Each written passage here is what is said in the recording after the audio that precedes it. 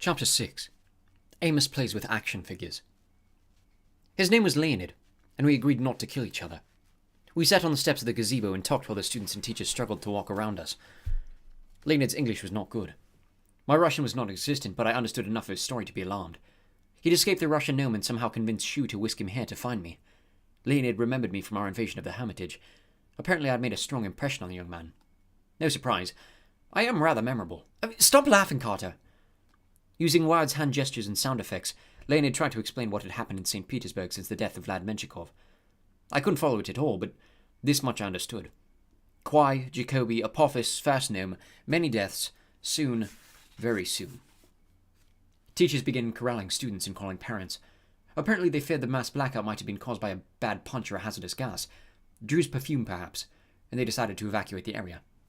I suspected we'd have police and paramedics on the scene shortly. I wanted to be gone before then. I dragged Leonid over to meet my brother, who was stumbling around, rubbing his eyes. "What happened?" Carter asked. He scowled at Leonid. "Who?" I gave him the 1-minute version. Anubis's visit, Shu's intervention, the Russian's appearance. "Leonid has information about an impending attack on the Fast Gnome," I said. "The rebels will be after him." Carter scratched his head. "You want to hide him at Brooklyn House?" "No," I said. "I've got to take him to Amos straight away." Leonid choked. "Amos, he turned into Set. Eat face." "Amos will not eat your face," I assured him. "Jacobi's been telling you stories." Leonid still looked uneasy. "Amos not become Set?" How to explain without making it sound worse? I didn't know the correct Russian for he was possessed by Set, but it wasn't his fault, and he's much better now. "No Set," I said. "Good Amos." Carter studied the Russian. He looked at me with concern. "Sadie, what if this is a trap? You trust this guy?" "Oh, I can handle Leonid. He doesn't want me to morph him into a banana slug, do you, Leonid?" "Niet," Leonid said solemnly. "No banana slug." "There, you see." "What about visiting Thoth?" Carter asked. "That can't wait." I saw the worry in his eyes. I imagined he was thinking the same thing I was. Her mum was in trouble. The spirits of the dead were disappearing, and it had something to do with the shadow of Apophis. We had to find the connection. "You visit Thoth," I said. "Take Walt, and, keep an eye on him, all right? Anubis wanted to tell me something about him, but there wasn't time. And in Dallas, when I looked at Walt in the Duat..." I couldn't make myself finish. Just thinking about Walt wrapped in mummy linen brought tears to my eyes. Fortunately, Carter seemed to get the general idea. "I'll keep him safe," he promised. "How'll you get to Egypt?" I pondered that. Leonid had apparently flown here via Shu Airways, but I doubted that fussy aviator god would be willing to help me, and I didn't want to ask. "We'll risk a portal," I said. "I know they've been a bit wonky, but it's just one quick jump. What could go wrong?" "You could materialize inside a wall," Carter said. "Or wind up scattered through the Duat in a million pieces." "Why, Carter, you care, but really, we'll be fine, and we haven't got much choice." I gave him a quick hug. I know, horribly sentimental, but I wanted to show solidarity. Then before I could change my mind, I took Leonid's hand and raced across campus. My head was still spinning from my talk with Anubis. How dare Isis and Horus keep us apart when we weren't even together? And what did Anubis want to tell me about Walt? Perhaps he'd wanted to end our ill-fated relationship and give me his blessing for me to date Walt. Lame. Or perhaps he wanted to declare his undying love and fight Walt for my affections. Highly unlikely, nor would I appreciate being fought over like a basketball. Or perhaps, most probably, he'd wanted to break some bad news. Anubis had visited Walt on several occasions that I knew of. They'd both been rather tight-lipped about what was discussed, but since Anubis was the guide of the dead, I assumed he'd been preparing Walt for death. Anubis might have wanted to warn me that the time was nigh, as if I needed another reminder. Anubis. Off limits. Walt at death's door. If I lost both of the guys I liked, well, there wasn't much point in saving the world then. Alright, that was a slight exaggeration, but only slight. On top of that, my mum was in trouble, and Sarah Jacobi's rebels were planning some horrible attack on my uncle's headquarters. Why then did I feel so hopeful? An idea started to tug at me, a tiny glimmer of possibility. It wasn't just the prospect that we might find a way to defeat the serpent. Anubis's words kept playing in my mind. The shadow lingers. There must be a way to retrieve a soul from oblivion. If a shadow could be used to bring back a mortal soul that had been destroyed, could it do the same for a god? I was so lost in thought I barely noticed when we reached the Fine Arts building. Leonid stopped me. "This for portal." He pointed to a block of carved limestone in the courtyard. "Yes," I said. "Thanks."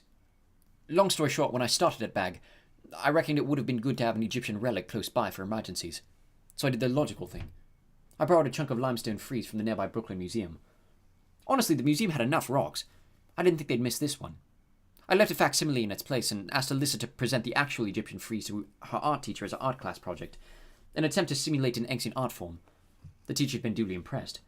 He'd installed Alyssa's artwork in the courtyard outside his classroom. The carving showed mourners at a funeral, which I thought appropriate for a school setting.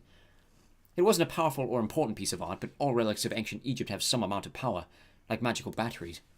With the right training, a magician can use them to jumpstart spells that would otherwise be impossible, such as opening portals. I'd got rather good at this particular magic. Lane had watched my back as I began to chant. Most magicians wait for auspicious moments to open gates. They spend years memorizing a timetable of important anniversaries, like the time of day each god was born, the alignment of the stars and whatnot. I suppose I should have worried about such things, but I didn't. Given the thousands of years of Egyptian history, there were so many auspicious moments that I simply chanted until I hit one. Of course, I had to hope my portal didn't open during an inauspicious moment. That could have caused all sorts of nasty side effects, but what's life without taking a few risks? Carter was shaking his head, muttering. I have no idea why. The air rippled in front of us. A circular doorway appeared, a swirling vortex of golden sand, and Leonid and I jumped through. I'd like to say my spell worked perfectly, and we ended up in the first gnome. Sadly, I was a bit off the mark. The portal spit us out roughly 100 meters above Cairo. I found myself free-falling through the cold night air toward the city lights below. I didn't panic. I could have cast any number of spells to get out of this situation. I could have even assumed the form of a kite, the bird of prey, not the kind with a string, although that wasn't my favorite way to travel. Before I could decide on a plan of action, Lane had grabbed my hand. The direction of the wind changed. Suddenly we were gliding over the city in a controlled descent. We sat down softly in the desert just outside the city limits near a cluster of ruins, which I knew from experience hid an entrance to the first gnome. I looked at Lane in amazement. You summon the power of Shu! Shu, he said grimly. Yes, necessary. I do... forbidden. I smiled with delight. You clever boy! You learned the path of the gods on your own! I knew there was a reason I didn't turn you into a banana slug. Lanid's eyes widened. No banana slug, please. It was a compliment, silly, I said. Forbidden is good. Sadie likes forbidden. Now, come on. You need to meet my uncle. No doubt Carter would describe the underground city in excruciating detail, with exact measurements of each room, boring history on every statue and hieroglyph, and background notes on the construction of the magical headquarters of the House of Life. I will spare you that pain. It's big. It's full of magic. It's underground. There, sorted. At the bottom of the entry tunnel, we crossed a stone bridge over a chasm, where I was challenged by a bar. The glowing bird spirit, with the head of a famous Egyptian I probably should have known, asked me a question. What color are the eyes of Anubis? Brown. Duh. Suppose he was trying to trick me with an easy question. The bar let us pass into the city proper. I hadn't visited in 6 months, and I was distressed to see how few magicians were about. The first gnome had never been crowded. Egyptian magic had withered over the centuries as fewer and fewer young initiates learned the arts, but now most shops in the central cavern were closed. At the market stalls, no one was haggling over the price of ankhs or scorpion venom. A bored-looking amulet salesman parked up as we approached, then slumped as we passed by. Our footsteps echoed in the silent tunnels.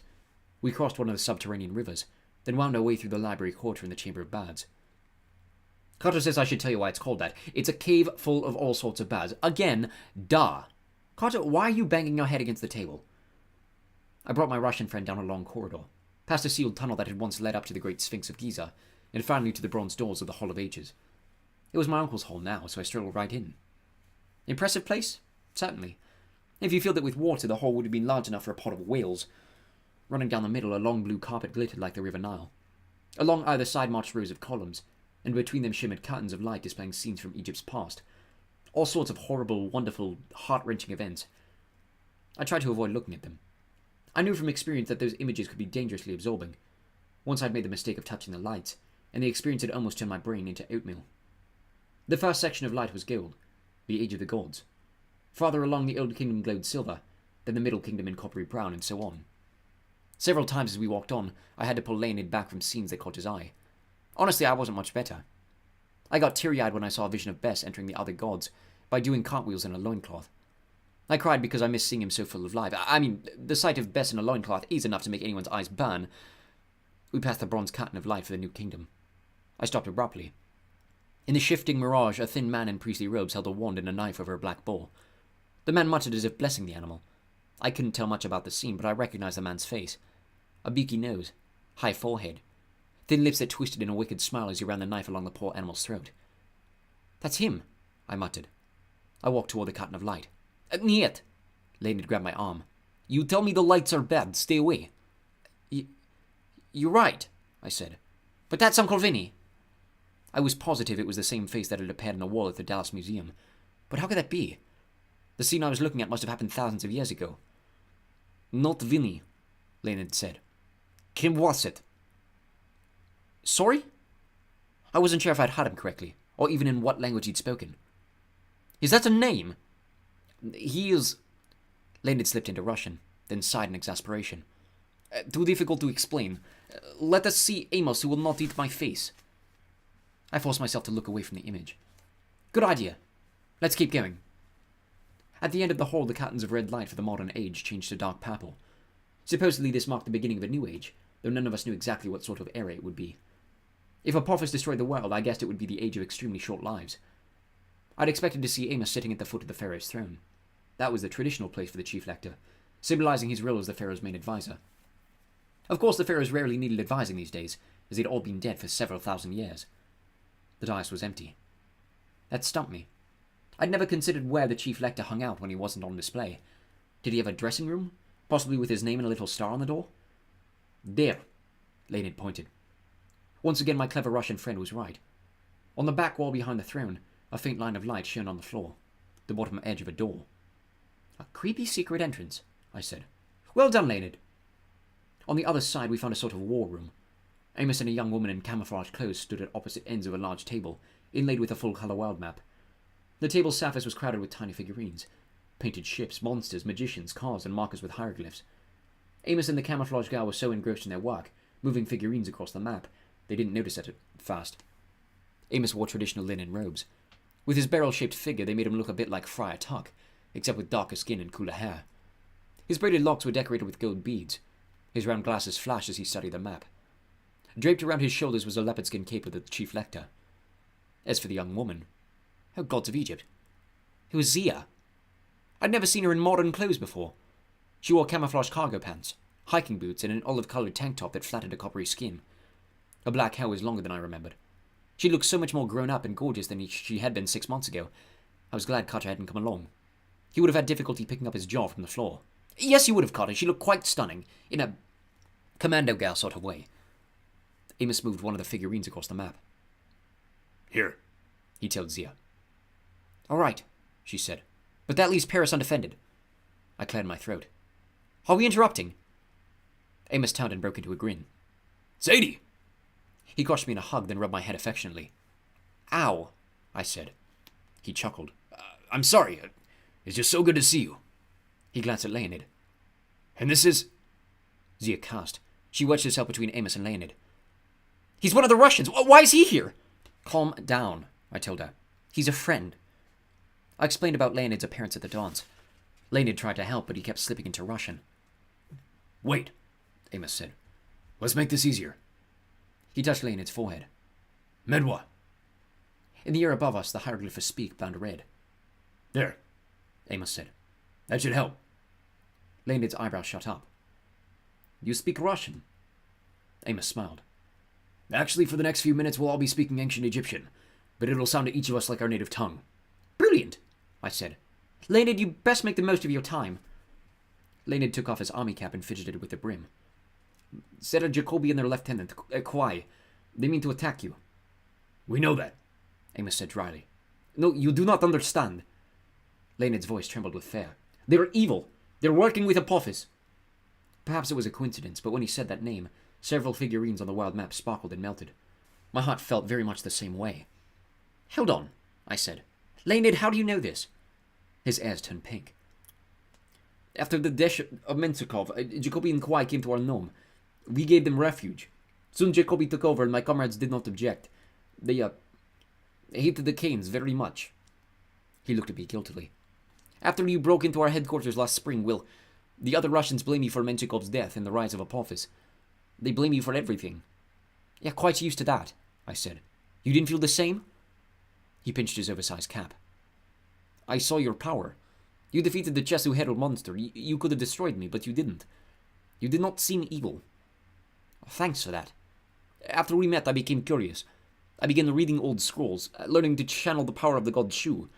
I've always been a good air elementalist. Amos grunted. That took courage, Leonid. Exploring the path of the gods on your own in the middle of the Russian Nome. You were brave. I was foolhardy. Leonid's forehead was damp with sweat.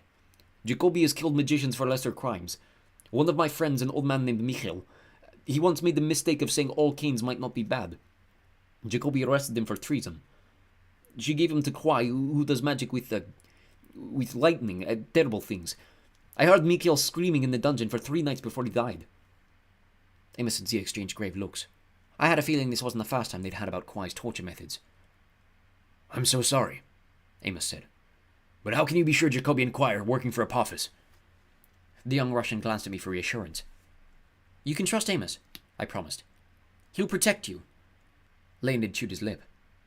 Yesterday I was in the chambers deep under the Hermitage, a place I thought was secret. I was studying a scroll to summon Shu. Very forbidden magic. I heard Jacobi and Kwai approaching, so I hid. I overheard the two of them speaking, but their voices were splintered. I don't know how to explain. They were possessed? Zia asked. Worse, Leonid said. They were each channeling dozens of voices. It was like a ward council. I heard many monsters and demons, and presiding over the meeting was one voice, deeper and more powerful than the rest. I'd never heard anything like it, as if darkness could speak. Apophis, Amos said. Leonid had gone very pale. Please understand that most magicians in St. Petersburg, they are not evil. They are only scared and desperate to survive. Jacobi is convinced that she will save them. She's misled them with lies. She says the Canes are demons, but she and Kwai, they are the monsters. They are no longer human. They've set up a camp at Abu Simbel. From there, they will lead the rebels against the first Nome. Amos turned to his map. He traced his fingers south along the river Nile to a small lake. I sense nothing at Abu Simbel. If they're there, they managed to hide themselves completely from my magic. They are there, Leonid promised. Zia scowled. Under our very noses? Within easy striking distance? We should have killed the rebels at Brooklyn House when we had the chance. Amos shook his head. We're servants of Ma'at. Order and justice. We don't kill our enemies for things they might do in the future. And now our enemies will kill us, Zia said. On the table map, 2 more figurines sparkled and melted in Spain. A miniature ship broke into pieces off the coast of Japan. Amos grimaced. More losses. He chose a cobra figurine from Korea and pushed it toward the shipwreck. He swept away the melted magicians from Spain. What is that map? I asked. Zia moved a hieroglyph token from Germany to France. Iskandar's war map. As I once told you, he was an expert at statuary magic. I remembered. The old chief Lect had been so good, he'd made a replica of Zia herself. But I decided not to bring that up. Those tokens stand for actual forces, I guessed. Yes, Amos said. The map shows us our enemies' movements. At least, most of them. It also allows us to send our forces by magic to where they're needed. And, how are we doing? His expression told me all I needed to know. We're spread too thin, Amos said. Jacobi's followers strike wherever we're weakest. Apophis sends his demons to terrorize our allies. The attacks seem coordinated. Because they are, Leonid said. Kwai and Jacobi are under the Serpent's control. I shook my head in disbelief. How could Kwai and Jacobi be so stupid? Don't they understand Apophis is going to destroy the world? Chaos is seductive, Amos said. No doubt Apophis has made them promises of power. He whispers in their ears, convincing them they're too important to be destroyed. They believe they can make a new world better than the old, and the change is worth any price, even mass annihilation. I couldn't grasp how anyone could be so deluded, but Amos spoke as if he understood. Of course, Amos had been through this. He'd been possessed by Set, god of evil and chaos. Compared to Apophis, Set was a minor nuisance, but he'd still been able to turn my uncle, one of the most powerful magicians in the world, into a helpless puppet. If Carter and I hadn't defeated Set and forced him to return to the Duat, well, the consequences wouldn't have been pretty. Zia picked up a falcon figurine. She moved it toward Abu Simbel, but the little statue began to steam. She was forced to drop it. They put up powerful wards, she said. We won't be able to eavesdrop.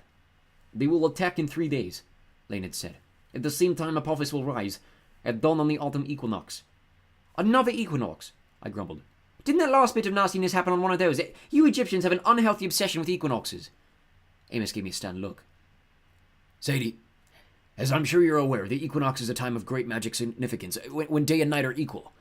Besides, the autumn equinox marks the last day before darkness overtakes the light. It's the anniversary of Ra's retreat into the heavens. I feared that Apophis might make his move at that time. It's a most inauspicious day. Inauspicious? I frowned. But inauspicious is bad. Why would they... Oh. I realized for the forces of chaos, our bad days must have been their good days. That meant they probably had a lot of good days. Amos leaned on his staff. His hair seemed to be turning grey before my eyes. I remembered Michel Desjardins, the last chief lector, and how quickly he had aged. I couldn't bear the idea of that happening to Amos. We don't have the strength to defeat our enemies, he said. I'll have to use other means. Amos, no, Zia said. Please. I wasn't sure what they were talking about. Zia sounded horrified, and anything that scared her I didn't want to know about. Actually, I said, Carter and I have a plan. I told him about our idea of using Apophis's own shadow against him. Perhaps saying this in front of Leonid was reckless, but he'd risked his life to warn us about Sarah Jacobi's plans. He had trusted me. The least I could do was return the favor. When I finished explaining, Amos gazed at its map.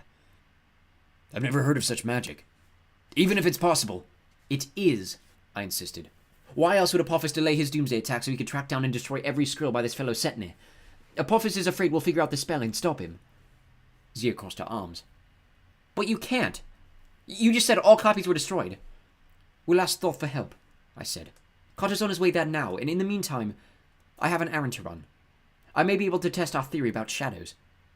How? Amos asked. I told him what I had in mind. He looked as if he wanted to object, but he must have seen the defiance in my eyes. We're related, after all. He knows how stubborn Canes can be when they set their minds to something. Very well, he said. First you must eat and rest. You can leave at dawn. Zia, I want you to go with her. Zia looked startled. Me? But I might... is it wise? Again, I got the feeling I'd missed an important conversation. What had Amos and Zia been discussing? You'll be fine, Amos assured her. Sadie'll need your help, and I'll arrange for someone else to watch Ra during the day. She looked quite nervous, which wasn't like her. Zia and I had our differences in the past, but she'd never been short of confidence. Now I almost felt worried for her. Cheer up, I told her. It'll be laugh. Quick trip to the Netherworld, fiery Lake of Doom. What could go wrong?